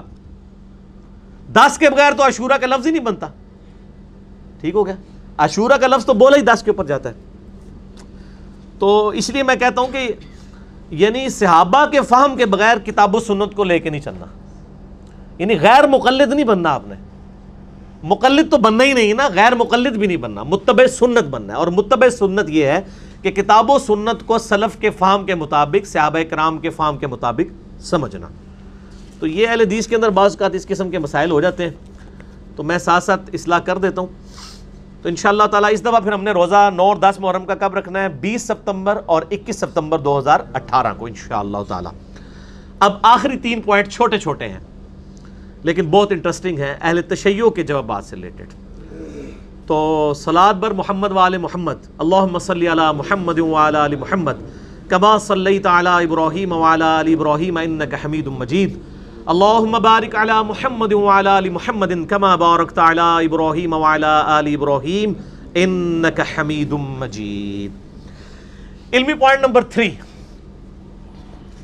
اہل تشیع یہ کہتے ہیں کہ جی عاشورہ کا روزہ یہودیوں کی سازش ہے اسلام کے خلاف، یہ انہوں نے بدعت داخل کی ہے کیونکہ یہ تو یہودی روزہ رکھا کرتے تھے، تو یہ ان کے زیر اثر اہل سنت کی کتابوں میں بخاری مسلم کے اندر یہ احادیث آ گئی ہیں۔ تو پہلے تو میں اہل سنت سے کہوں گا کہ ہوں تو تسلی ہے، تو اسی لوگوں نے ایک کہانی کراندے سو، آپ لوگوں کو یہ کہانی کرایا کرتے تھے کہ یہ جو شیعہ ہیں یہ یہودیوں کی پیداوار ہیں۔ عبداللہ ابن سبا جو ہے وہ تو مطلب ایک کریکٹر تھا، وہ حضرت علی کے دور میں آیا، ان کے لیے الوہیت کلیم کرتا تھا، حضرت علی نے اس کو قتل کروایا، اس کو تو شیعہ بھی کافر مانتے ہیں، شیعہ اور سنی دونوں کتابوں کے اندر اس کو کافر ڈکلیئر کیا گیا، مرتد تھا وہ۔ تو میں شیعہ کو جواب دوں گا پہلا کہ یہ آپ کا الزام اہل سنت پہ ویسا ہی ہے جیسا کہ اہل سنت آپ پہ یہودیوں کی سازش کا الزام لگاتے ہیں، تو یہ وہ فرقہ واریت کی لعنت ہے۔ دوسرا جواب، اگر صرف مماثلت مان لی جائے کہ یہودی بھی 10 کا روزہ رکھتے ہیں اور ہم بھی رکھیں گے، اگرچہ ہم 9 کے ساتھ اسے ڈیفرنٹ کر دیتے ہیں لیکن پھر بھی 10 کا تو بنتا ہے کامن، اس اصول اور مبادی کے اوپر تو پھر ساری مماثلت والی چیزیں فارغ ہو جائیں گی۔ ہمارا جو قبلہ اوسط ہے، درمیانی قبلہ کون سا ہے؟ بیت المقدس یہ قبلہ اول غلط کہتے ہیں. قبلہ اول جو ہے وہ خانہ کعبہ شریف ہی تھا. قرآن میں لکھا ہوا ہے کہ اے نبی ہم نے آپ کا قبلہ اس لیے چینج کیا تاکہ یہودی آپ پر اعتراض نہ کریں، کیونکہ ابراہیمی قبلہ جو ہے وہ خانہ کعبہ ہی تھا. بیچ میں یہ بیت المقدس ہوا تھا، پھر دوبارہ کعبہ ہو گیا. یہ بھی آج بات لے رہے ہیں. یہ کتنا بڑا جھوٹ پوری امت لیول پہ چل رہا ہے. قبلہ اول قبلہ اول قبلہ اول خانہ کعبہ ہے اور قبلہ آخر بھی خانہ کعبہ ہے. وہ قبلہ اوسط تھا، درمیان میں بنی اسرائیل کے لیے کچھ عرصہ کے لیے تھا. ابراہیم علیہ السلام کا قبلہ کون سا تھا؟ خانہ کعبہ. تو وہ پہلے ہوا نا. موسیٰ علیہ السلام تو ابراہیم علیہ السلام کے بعد آئے ہیں نا. بنی اسرائیل تو ان کی اولاد ہے نا. تو بنی اسرائیل کے لیے یروشلم ہوا، جسے بیت المقدس بھی ایلیا بھی کہتے ہیں. پھر نبی علیہ السلام کی دعا کی برکت سے جو پارہ نمبر 2 کے شروع میں 2-3 رکوع آتے ہیں، دوبارہ سے اس کو کیا گیا. تو قبلہ اوسط ہمارے لیے عزت کا مقام ہے، وہ یہودیوں کے لیے بھی ہے. تو کیا ہم صرف اس وجہ سے کہ ہماری یہودیوں کے ساتھ مماثلت ہوتی ہے اس قبلہ اوسط یعنی بیت المقدس، ایلیا اور یروشلم کی عزت کرنا چھوڑ دیں گے؟ نہیں چھوڑیں گے. یہ تو شیعہ بھی تیار نہیں ہوں گے. تیسرا جواب کہ ہمارے روزے کی مخالفت ایک اور طریقے سے بھی ہوتی ہے. یہودی جو ہیں وہ روزہ رکھتے ہیں 24 گھنٹے کا، اس میں سحری نہیں ہوتی ہے، ایک افطار سے دوسرے افطار تک. جبکہ بخاری مسلم میں حدیث ہے کہ تم یہود و نصارہ کے روزوں کی مخالفت کرو اور سحری کھایا کرو. تو ہمارا جو روزہ 10 محرم کا ہوتا ہے وہ سحری والا ہوتا ہے. تو یہ آلریڈی یہودیوں کی مخالفت ہو جاتی ہے. اگر یہ منوان وہی چل رہا ہو تو یہ بھی 24 گھنٹے کا روزہ چل رہا ہو. علمی پوائنٹ نمبر 4، اہل تشیع جو ہے نا وہ الزامی جواب کے طور پہ، اینٹی وینم اور پھکی کے طور پہ کہتے ہیں کہ جی آج کل کے یہودی جو ہیں یہ تو 10 محرم کا روزہ رکھتے ہی کوئی نہیں ہے. اور اگر آپ یہ سمجھتے ہیں کہ یہ ٹریڈیشن چل رہی تھی تو آج کے یہودیوں کو بھی تو 10 محرم کا روزہ رکھنا چاہیے. اگرچہ وہ ایک دن مناتے ہیں، جوئش کیلنڈر جو ہے یہودیوں کا کیلنڈر، اس کے مطابق وہ 7ویں مہینے کی 10 تاریخ کو وہ دن مناتے ہیں. وہ یہی والا دن ہے. اس تہوار کو وہ کہتے ہیں یوم کیپور، عبرانی ہیبرو لینگویج کے اندر. آپ یہ جا کے گوگل پہ جا کے آج لکھیں، تھوڑی تسی محنت کرو نا، YOM. یہ یوم کا لفظ عبرانی میں بھی، چونکہ عبرانی سے ہی عربی نکلی ہوئی ہے نا، جو عبرانی زبان ہے یہ عربی یعنی اس کی آپ سمجھ لیں عربی کی ماں ہے ہیبرو لینگویج. YOM KIPPUR، یوم کپور. اس کی پروننسیشن باقاعدہ میں نے وہ اس میں گوگل میں جا کے یعنی سیکھی، کپور. اچھا، یہ وہ مناتے ہیں. اور ان کا ایک مہینہ ہے تشری، تشرے بھی کہتے ہیں، تشری بھی، وہ جس طرح ہمارے بھی عربی میں مجہول بھی ہوتا ہے، معروف بھی، سلے اور سلی. تشری یہ مہینہ ہے، اس کی 10 تاریخ کو وہ جشن کے طور پر اس کو مناتے ہیں اور وہ روزہ بھی رکھتے ہیں. اس کے اوپر پھر اہل تشیع اعتراض کرتے ہیں کہ یہ جو تشری مہینہ ہے یہ تو ان کا 7واں مہینہ ہے اور محرم جو ہے وہ پہلا مہینہ ہے، تو وہ بھی پہلا مہینہ ہونا چاہیے. تو اس کے اوپر میں نے جب سرچ کیا تو گوگل کے اندر یہ بات پتہ چلی کہ یہودیوں کے 2 کیلنڈر ہیں. ایک کیلنڈر وہ ہے جو سول کیلنڈر ہے، اس میں جو یہ تشری والا مہینہ ہے 7واں نہیں، وہ پہلا ہی ہے. اور ایک دوسرا پیرلل میں ان کا جو کیلنڈر ہے سیرین کیلنڈر، اس میں پہلا مہینہ جو ہے وہ نیزن ہے. آپ یہ گوگل کے اوپر جا کے نا لکھیں ہیبرو کیلنڈر، HEBREW کیلنڈر، تو آپ کو یہ ساری ویکیپیڈیا میں پوری ڈیٹیل آ جائے گی. پھر آپ کو یہ بھی بات پتہ چلے گی کہ 2 صدی عیسوی سے لے کر 5ویں صدی عیسوی کے اندر، یعنی اس کے اندر کافی چینجنگ بھی آئی ہے کیلنڈر کے اندر وقتاً فوقتاً، یعنی اور یہ ایوالو ہوتا رہا، یعنی ابھی تک بلکہ یہ ایوالو ہوتا رہا. اب یعنی انہوں نے لیونر اور سولر کیلنڈر کو ملا کے ایک کیلنڈر بنایا ہوا ہے، اور ایسی کو انہوں نے سائنس لڑائی ہے کہ وہ ان کا 10 محرم نا ستمبر اکتوبر کے اندر ہی آتا ہے. گرمیوں میں نہیں جانے دیتے، وہ کبھی بھی نہیں ہوا جون جولائی میں آیا، حالانکہ لیونر اور سولر دونوں کو لے کے چل رہے ہیں وہ، لیکن ایسا انہوں نے اس کو ڈیوائز کیا ہے. اور اس سال ساڑھے نیڑے ہی آ رہا ہے انہوں دا یوم کپور، وہ آ رہا ہے 18 ستمبر. ہمارا کب آ رہا ہے 21 ستمبر، ان کا 18 ستمبر کو آ رہا ہے. اور یہ بھی شیعہ کے ہاتھ میں آ گیا، ان کا دیکھو بالکل نیڑے آ رہا ہے. سر یہ ابھی نیڑے آئے گا، کچھ عرصے بعد وہ ستمبر میں ہی رہ جائیں گے، ہم لوگ جنوری میں بھی پہنچ جائیں گے. ٹھیک ہو گیا. پچھلے سال یہ آیا تھا 29 ستمبر کو ان کا. تو یہ یعنی یہودی کیلنڈر آپ لیونر اور سولر کا جو اس حوالے سے آپ پورا گوگل میں سرچ کریں، آپ کو انشاءاللہ ڈیٹیل مل جائے گی.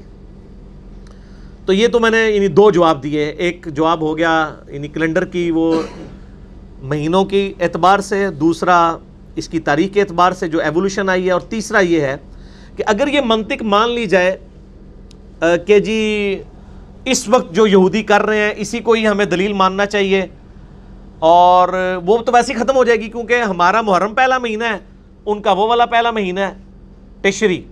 تو نبی علیہ السلام جب ہجرت کر کے آئے، ہو سکتا ہے وہ دونوں مہینے اس وقت کونسائڈ کیے ہوئے ہوں اور وہ پیرلل میں چل رہے ہوں، اور پھر چینجنگ بھی وقت کے ساتھ اس میں آئی ہے.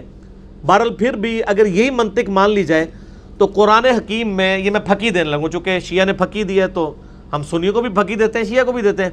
قرآن حکیم میں جو تثلیث بیان ہوئی ہے، ٹرینٹی، اس میں 3 خداؤں کا ذکر ہے.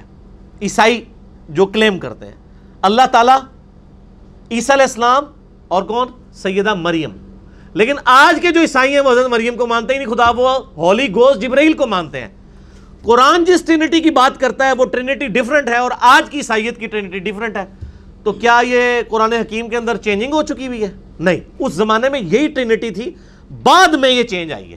اسی طریقے سے یہودیوں نے بھی جو چینجنگ لائی ہے، بہرحال پھر بھی وہ اپنی اوریجنل فارم میں اس حوالے سے ہے کہ ان کا پہلا مہینہ جو ہے سیول کیلنڈر کا، اس کی 10 تاریخ کو ہی وہ روزہ رکھتے ہیں. ہم بھی پہلے مہینے کی 10 تاریخ کو رکھتے ہیں. تو یہ پھر بھی ریزیمبلنس موجود ہے. تو یعنی پھکی والا جواب دیا کہ اگر یہ بات مان لی جائے تو قرآن حکیم کی ٹرینٹی اسٹیبلش عیسائیوں کی ٹرینٹی سے مختلف ہے. تو اس سے یہ کوئی نہیں کہے گا کہ قرآن تبدیل ہو چکا ہے، یہ بعد میں یہ یہود و نصارہ کی سازش کی وجہ سے داخل ہو گیا ہے. نہیں، یہود و نصارہ نے وقت کے ساتھ اپنا ریلیجن جو ہے اس میں چینج لے کے آئے. علمی پوائنٹ نمبر 5 آخری، وہ اہل تشیع کا اعتراض ہے، اور وہ کہتے ہیں 10 محرم کو یہ لوگ خوشی کے دن کے طور پر، عید کے طور پر مناتے ہیں، اور یہ آل امیہ کی سازش ہے 10 محرم واقعہ کربلا کو ڈائلیوٹ کرنے کے لیے، اس واقعے کو ہلکا کرنے کے لیے یہ حدیثیں گھڑی گئی ہیں. تو پنجتن پاک کی نسبت سے 5 جواب میں دیتا ہوں اس اعتراض کے بھی. جواب نمبر 1، اگر ہم اسے عید اس طریقے سے مانتے ہوتے جیسے عید ہوتی ہے تو عید کے دن روزہ ہوتا ہے؟ مسلمانوں کی عید میں تو روزہ نہیں ہوتا. یہ عید اس حوالے سے نہیں، یہ بار بار لوٹ کے آنے والا دن ہے، اور بخاری مسلم میں الفاظ ہیں شکرانے کے طور پہ نبی علیہ السلام نے اسے تعلیم فرمایا. عید کا لفظ نبی صلی اللہ علیہ وآلہ وسلم نے اس دن کے لیے نہیں بولا، وہ یہودی بولتے تھے، لیکن روزہ ہے اس کے اندر. لہٰذا مسلمانوں کے ساتھ اس حوالے سے کوئی بحث نہیں کی جا سکتی. اگر عید ہوتی تو کھانا پینے کا کام کرتے، روزہ تو نہ رکھتے. اور یہودیوں نے بھی اس لیے کہ موسیٰ علیہ السلام کو نجات دی گئی، جو میں نے بخاری مسلم سے احادیث بیان کی ہیں، اور یہ ایام اللہ میں سے ہے جو سورہ ابراہیم میں آیا نا، وَذَكِّرْهُمْ بِأَيَّامِ اللَّهِ، اے موسیٰ ان کو اللہ کے بڑے بڑے جو فیصلے کے دن ہیں ان سے ڈر سناؤ. اللہ کے بڑے بڑے فیصلے جو ہیں وہ 10 محرم عاشورہ کے دن ہوئے. آدم علیہ السلام کی توبہ قبول ہوئی، نوح علیہ السلام کی کشتی جو ہے وہ کنارے لگی، یونس علیہ السلام مچھلی کے پیٹ سے آزاد ہوئے، قوم سمود کو برباد کیا گیا، ابراہیم علیہ السلام کو آتش نمرود سے نجات ملی. اسی طریقے سے موسیٰ علیہ السلام کا ذکر تو بخاری مسلم میں ہے کہ فرعون کو ڈبویا گیا. تو یہ ایام اللہ میں سے تھا. جواب نمبر 2، یقیناً 10 محرم عاشورہ 61 ہجری کا جو واقعہ ہے، اس کی وجہ سے پوری امت غمناک ہے، ہم اس واقعے سے تو کوئی انکار نہیں کرتے، لیکن اس غم کی وجہ سے موسیٰ علیہ السلام کی جو وہ والی فضیلت ہے شکرانے والی، وہ ڈائلیوٹ نہیں ہوتی ہے. اس لیے کہ اگر ایک واقعے سے دوسرے واقعے کو ڈائلیوٹ کیا جائے تو میں اس میں الزامی اور پھکی والا جواب دیتا ہوں کہ حضرت حسین علیہ السلام کی شہادت سے بڑھ کر جو سانحہ ہے وہ مولا علی کی شہادت ہے. وہ کب ہوئی ہے؟ 21 رمضان کو. تو اب کیا ہم 21 رمضان کو غم کے طور پر مانتے ہوئے کیا رمضان کی فضائل کا انکار کر دیں گے؟ کبھی نہیں کریں گے، وہ تو اپنی جگہ رہیں گے. البتہ ہمارے لیے تو دکھ کا دن ہے، اور مولا علی کی تو شہادت اس لیے بھی دکھ ہے اس حوالے سے کہ المستدرک للحاکم میں حدیث ہے، انٹرنیشنل نمبر کے مطابق 4679، سنن نسائی الکبریٰ میں بھی ہے 8538. امام حاکم نے بھی صحیح کہا، امام ذہبی نے بھی صحیح کہا مسلم کی شرط کے اوپر. شیخ البانی نے 1743 سلسلہ صحیحہ میں لیا. شیخ زبیر لذیذ صاحب کے اصول پہ بھی غلام مصطفیٰ ظہیر صاحب نے اس حدیث کو صحیح کہا ہے کہ سیدنا علی سے نبی علیہ السلام نے فرمایا، اے علی میں تمہیں 2 بدبخت نہ بتا دوں جو انسانیت کی تاریخ میں سب سے بڑے بدبخت ہیں. پہلا وہ شخص ہے جس نے قوم سمود کی اونٹنی کو قتل کیا تھا اور اس کی وجہ سے اللہ کا عذاب آ گیا تھا. اور دوسرا بدبخت وہ ہوگا جو میری امت میں ہوگا جو اے علی تمہیں قتل کرے گا, تمہارے سر پہ ایسی ضرب لگائے گا کہ تمہاری داڑھی جو ہے وہ سر کے خون سے رنگی جائے گی. یعنی جس طرح قوم سمود پہ عذاب آیا تھا نا اونٹنی کاٹنے کی وجہ سے, اس امت پہ بھی عذاب آیا حضرت علی کو قتل کرنے کی وجہ سے. یہ ریزیمبلنس آپ دیکھ لیں. اور واقعی اس کے بعد پھر امت کو وہ خلافت نصیب نہیں ہوئی دوبارہ, سوائے بیچ میں 2 سال عمر بن عبدالعزیز کے. تو حضرت علی کی جو شہادت کا دن ہے وہ تو اس سے بڑھ کے غمناک دن ہے, لیکن اس کی وجہ سے کوئی رمضان کی فضیلت کا انکار نہیں کرے گا. اسی طریقے سے 10 محرم کے اس واقعے سے وہ غم اپنی جگہ, 10 محرم کی اپنی فضیلت ڈسٹرب نہیں ہوگی. جواب نمبر 3, ہمارے محدثین منصف مزاج تھے, انہوں نے کوئی چیز امت سے نہیں چھپائی. اگر انہوں نے معاملات کو ڈائلیوٹ کرنا ہوتا نا تو یہ جو انڈیا پاکستان کے اندر یہ نئی بدعت 30-40 سال سے جو شروع ہوئی ہے کہ یکم محرم کو حضرت عمر کی شہادت کا دن ڈکلیئر کر دیا ہے, تو ہمارے محدثین یہ کام کر کے جاتے ہیں. انہوں نے تو کوئی ایسی حرکت نہیں کی. آپ اہل سنت کی مین 3 کتابیں ہیں صحابہ کرام کے حالات کے اوپر, ان سے بڑی کوئی اور کتابیں نہیں. نمبر 1 الاستیاب, امام ابن عبد البر, المتوفا 463 ہجری. نمبر 2 ہے اسد الغابہ, امام ابن اسیر رحمہ اللہ تعالی, المتوفا 630 ہجری. 8000 صحابہ کے حالات زندگی اس میں جمع کیے انہوں نے, اور اسی کی شرح لکھی ہے ابن حجر اسقلانی, المتوفا 852 ہجری. اس شرح کا نام ہے الاصابہ, اسد الغابہ کی شرح ہے, اور یہ ساری اردو میں آ چکی ہوئی ہیں. 8000 صحابہ کا انسائکلوپیڈیا. اس میں آپ سیدنا عمر کے چیپٹر میں جائیں اور جا کے دیکھ لیں کہ سیدنا عمر کی شہادت کب ہوئی ہے, 26 ذوالحجہ کو ہوئی ہے. ایون آپ گوگل میں سرچ کریں, گوگل میں ویکیپیڈیا نے جو پیج بنایا ہوا ہے جو سنیوں نے بنایا ہے, اس میں بھی 26 ذوالحجہ لکھا ہوئی ہے. 26 ذوالحجہ 23 ہجری. یہ کہتے ہیں یکم محرم 24 ہجری بنتا ہے. یہ صرف 10 محرم کو نیچا کرنے کے لیے انڈیا پاکستان میں جو خوارج ہیں انہوں نے یہ کام شروع کیا, اور آپ دیکھیں انہوں نے پیرلل میں یکم محرم کے جلوس نکالنے شروع کر دیے. آپ مجھے بتائیں اگر جلوس ہی نکالنا ہے تو 12 ربیع الاول کے جلوس کی زیادہ اہمیت ہونی چاہیے یہ یکم محرم کے.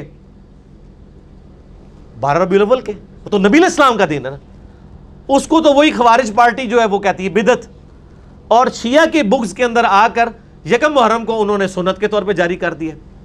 میں تو ہے ہی جلسے جلوسوں کے خلاف ہوں. میں کہتا ہوں کنٹرول انوائرمنٹ میں صرف پروگرام ہونے چاہیے. یہ سڑکیں بلاک کر کے لوگوں کو ذلیل کرنا اور مسافروں کو, مریضوں کو تنگ کرنا, اسلام میں اس کی کوئی گنجائش نہیں, قطعاً کوئی گنجائش نہیں. کسی قسم کا جلسہ جلوس نہیں ہونا چاہیے کہ جس سے روڈز بلاک ہوں اور لوگ تنگ ہوں. تو اہل سنت کے ائمہ نے یعنی یہ حرکت نہیں کی ہے. ایون ایک روایت تھی اس میں ابن اسیر نے نقل کی تھی اسد الغابہ میں کہ سیدنا عمر کو جب ہم دفنا کر فارغ ہوئے تو یکم محرم کا چاند اس رات کو نکلا تھا. وہ بھی یکم محرم نہیں بنتی, لیکن اس کے ساتھ ابن اسیر نے لکھا یہ روایت صحیح نہیں ہے. صحیح روایت یہ ہے کہ 26 کو ہوئی, اور یکم محرم سے پہلے حضرت عثمان کی بیعت ہو چکی تھی. حضرت عثمان غنی رضی اللہ تعالیٰ عنہ خلیفہ راشد 23 ہجری میں ہی چنے جا چکے تھے, اور وہ آپ کو پتا 3 دن کے بعد چنے گئے تھے, 3 دن مشاورت ہوئی تھی. تو 26 ذوالحجہ والی بات بالکل ٹھیک ہے, آپ گوگل میں بھی جا کے سرچ کر لیں.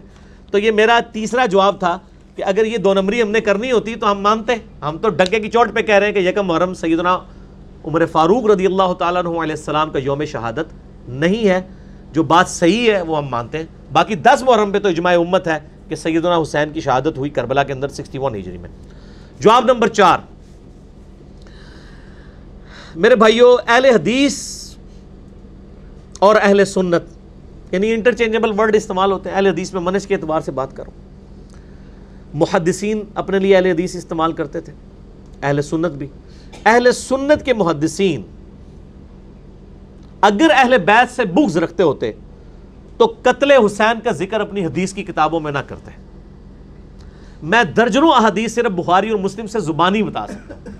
ایک نمونے کے طور پر صحیح بخاری میں حسین علیہ السلام کے چیپٹر میں حدیث ہے, انٹرنیشنل نمبر کے مطابق 3748. امام بخاری لے کے آئے کہ حسین علیہ السلام کا سر کاٹ کر تشت میں عبید اللہ ابن زیاد گورنر کوفہ یزید ابن معاویہ کا ان کے سامنے لا کر رکھا گیا. تو وہ اس کے ساتھ ان کے حسن کے بارے میں کوئی بات کرنے لگا تو انس ابن مالک رضی اللہ تعالیٰ عنہ پاس بیٹھے ہوئے تھے، انہوں نے کہا کہ حسین ابن علی نبی علیہ السلام کے سب سے زیادہ ہم شکل تھے. یہ بخاری میں حدیث ہے، تو پردہ تو کوئی نہیں ڈالا انہوں نے. اور اس حدیث میں امام بخاری نے حسین علیہ السلام لکھا ہے 3748.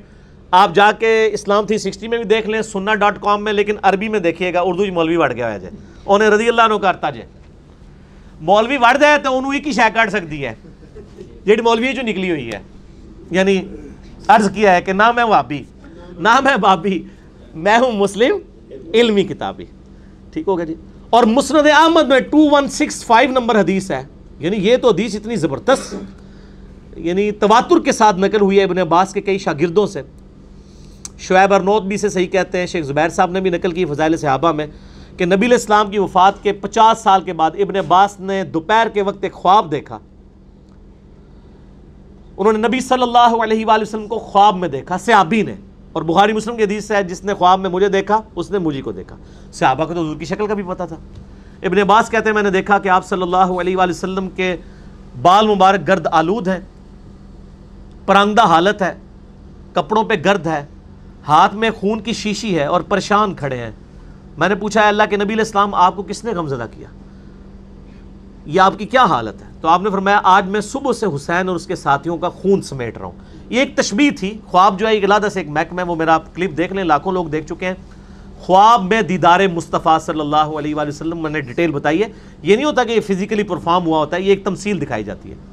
ابن عباس کہتے ہیں میں ڈر کے اٹھا، میں نے وہ تاریخ اور دن نوٹ کیا. ظاہر اس وقت انٹرنیٹ کا دور نہیں تھا، میڈیا کا دور نہیں تھا. کچھ عرصے کے بعد خبر ملی کہ اسی دن 10 محرم جمعے کے دن 61 ہجری میں حسین ابن علی اور ان کے ساتھیوں کو بے دردی کے ساتھ کربلا میں شہید کیا گیا. اللہ کی لعنت ہو، اللہ کے فرشتوں کی لعنت ہو، اور تمام لعنت کرنے والوں کی لعنت ہو جنہوں نے اہل بیت کے ساتھ ظلم کیا. تو میرے بھائیو، یہ اہل سنت کے محدثین نے اپنی حدیث کی کتابوں میں واقعات نقل کی ہیں. ان کو کوئی 10 محرم کے ساتھ چڑ نہیں تھی. وہ تو مطلب دوسرے اینڈ پہ کھڑے ہوئے تھے، ناسبیوں کے خلاف کھڑے ہوئے تھے، یزیدیوں کے خلاف کھڑے ہوئے تھے. 5واں نمبر جواب آخری کہ اہل سنت کے محدثین نے تو اپنی حدیث کی کتابوں میں آل امیہ کو ننگا کیا ہے. بخاری اور مسلم کے اندر سب و شتم والی حدیثیں کہ حضرت معاویہ رضی اللہ تعالیٰ عنہ کے دور میں ممبروں پر مولا علی پر لعنت ہوتی تھی. صحیح مسلم کھول کے دیکھ لیں، 6229 نمبر حدیث ہے. ابو تراب پر اللہ کی لعنت، لعن اللہ ابو تراب، نعوذ باللہ. عیسال ابن سعد السعدی کو بلا کر حکم دیا گیا آل مروان کی طرف سے کہ آ کے ممبر پہ حضرت علی پہ لعنت کرو. انہوں نے انکار کیا. یہ مسلم شریف یہ حدیث جو ہے وہ بیان کرتے ہیں. صحیح مسلم کے اندر امام مسلم، اگر ان کو 10 محرم سے بغض ہوتا کبھی یہ حدیث نقل کر سکتے تھے؟ کبھی بھی نہیں کر سکتے تھے. یہ بہت بڑا ثبوت ہے کہ اہل سنت کے محدثین الحمدللہ منصف مزاج تھے. لہٰذا یہی بخاری اور مسلم جو حسین کے ساتھ علیہ السلام لکھ رہے ہیں، آل امیہ کی کارستانیاں بتا رہے ہیں، سب و شتم کی حدیثیں روایت کر رہے ہیں، اگر وہ 10 ذوالحجہ 10 محرم کے روزے کی فضیلت بیان کریں تو ان کے اوپر شک نہیں کرنا چاہیے. وہ منصف مزاج لوگ تھے، بالکل صحیح سند سے ثابت ہے. اور الحمدللہ اس سے 10 محرم کے واقعے کے اوپر کوئی اثر نہیں پڑتا. باقی آپ کو ڈیٹیل دیکھنی ہے. میرا کچھ عرصہ پہلے لیکچر ریکارڈ ہوا، لاکھوں لوگوں نے دیکھا، رپلائی ٹو مولانا الیاس قادری آن حضرت معاویہ رضی اللہ تعالیٰ عنہ. اس میں نے کئی چیزیں بریلویوں کے ترجمے HD کیمرے میں دکھائے ہیں. بخاری مسلم نے کس طریقے سے آل امیہ کے دور میں جو کچھ برائیاں ہوتی تھی کھول کے بیان کی ہیں. لہٰذا ان کے بارے میں آپ تصور بھی نہ کریں کہ انہوں نے 10 محرم کو ڈائلیوٹ کرنے کے لیے کوئی اس طرح کی حدیثیں گھڑی ہیں. نعوذ باللہ من ذالک. یہ جتنی حدیثیں میں نے بیان کی اور کئی اور احادیث جو مجھے بیان کرنی چاہیے لیکن ٹائم نہیں ہے، میں آخر میں اپنے ایک ریسرچ پیپر کا تعارف کروا دیتا ہوں. یہ ہے میرے بھائیوں میرا ریسرچ پیپر، واقعہ کربلا کا حقیقی پس منظر 72 صحیح الاسناد احادیث کی روشنی میں، جس میں نے 200 روایتیں اہل سنت کی کتابوں سے جمع کی ہیں. اکثر احادیث بخاری اور مسلم سے ہیں اور باقی اہل سنت کی مین سٹریم کی کتابوں سے. اردو میں بھی ہے، عربی میں بھی ہے، انگلش میں بھی ہے، ہندی میں بھی ہے اور فارسی اور بنگالی میں بھی اس کے اوپر، اور پشتو میں بھی الحمدللہ کام شروع ہو گیا ہے. یہ ریسرچ پیپر آپ پڑھیں، اس میں میں نے سارا ٹروتھ ریویل کیا ہے. خلفائے راشدین کون کون ہیں وہ بتائے ہیں، حضرت عثمان غنی رضی اللہ تعالیٰ عنہ کی شہادت کے اصلی اسباب بتائے ہیں، جعلی نہیں گھڑے ہوئے کہ جو عبداللہ ابن سبا تھا وہ تو بعد کی پیداوار ہے، اس کو مولا علی نے قتل کروایا. جنگ جمل صفین نہروان کے اوپر مولا علی کی حقانیت، اور اسی طریقے سے سیدنا علی کے فضائل اور اس کے بعد آل امیہ کے دور میں جو ممبروں پر لعنت ہوتی تھی مولا علی علیہ السلام پہ، پھر صلح حسن، شہادت حسن اور شہادت حسین علیہم السلام اجمعین، وہ ساری ڈیٹیلز آپ کو ملیں گی۔ مفت ڈاؤن لوڈ کریں یہ ریسرچ پیپر ہماری ویب سائٹ ahlsunnatpak.com سے۔ 5B ریسرچ پیپر ہے، ریسرچ پیپرز والے پورشن میں واٹس ایپ گروپ میں رابطہ کریں، آپ کو فری بھجوا دیں گے PDF۔ ہارڈ کاپی بھی پورے ملک کے اندر فری جاتی ہے، باقی بھی ریسرچ پیپرز کی آپ منگوا سکتے ہیں ڈاک کے ذریعے۔ عثمان بھائی کو کال کریں صبح 9 سے لے کر دوپہر 12:45 تک، اور شام کو عصر سے مغرب۔ اس کے علاوہ ان کو کال نہ کریں، فون بند ہوتا ہے ان کا نمبر ہے +923215900162۔ پاکستان سے کریں گے تو 032159000162 کال کریں۔ یہ 5B ریسرچ پیپر آپ کے گھر آئے گا، اور یہ 5B کی وجہ سے تو ہمارا ڈاک کا کام، کتنی ڈاک جا رہی ہے روز دی؟ 70-80 ڈاک روزانہ کی جا رہی ہے ماشاء اللہ تعالیٰ، ٹھیک ہے جی، اللہ کے فضل سے۔ اور ایک ڈاک کے اندر یعنی جتنے ریسرچ پیپر جاتے ہیں وہ 100 روپے سے زیادہ کی مالیت کے ہوتے ہیں الحمدللہ، ڈاک کا خرچہ الگ سے۔ تو یہ الحمدللہ یعنی دعوت پھیل رہی ہے اور لوگ منگواتے ہیں، اللہ کا شکر ہے۔ اور ہم فری ایک سیٹ بالکل فری دیتے ہیں، اگر کسی نے زیادہ کروانے ہو تو نو پروفٹ نو لاس پہ وہ رابطہ بھی کر سکتا ہے ان کے ساتھ۔ بل ایک سیٹ تو سارے ریسرچ پیپرز کا اذکار کارڈ کا فری جائے گا 032159000162، لیکن صبح 9 سے لے کر 12:45 اور شام کو عصر سے لے کر مغرب تک۔ بہت کچھ بیان کرنا تھا، محرم کا مہینہ ہے، موڈ بھی بنا ہوا ہوتا ہے، لیکن کیا کریں اسکپ کرتے ہیں۔ میں نے یعنی کئی لیکچرز کے اوپر ریکارڈ کرا دیے، میں 2 اینڈ پہ بتا دیتا ہوں آپ کو لیکچر۔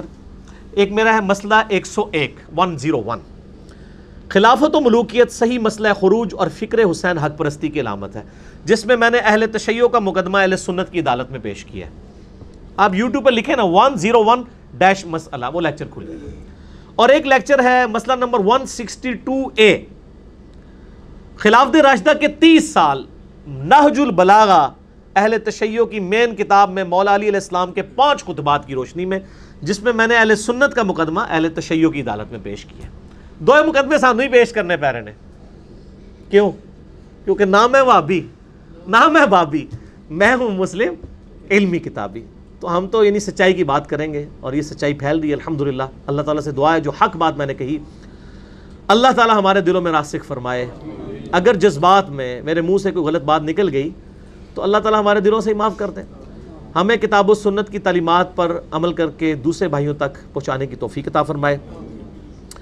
ایک دفعہ دروشی پڑھیں اور آپ کیمرے سے سب کو کور کریں جی، ٹھیک ہوگا جی۔ اللہم صلی علی محمد وعلی آل محمد کما صلیت علی ابراہیم وعلی آل ابراہیم انک حمید مجید۔ اللہم بارک علی محمد وعلی آل محمد کما بارکت علی ابراہیم وعلی آل ابراہیم انک حمید مجید۔ سبحانک اللہم وبحمدک اشہد ان لا الہ الا انت استغفرک واتوب الیک وما علینا الا البلاغ المبین۔ جزاکم اللہ خیرا۔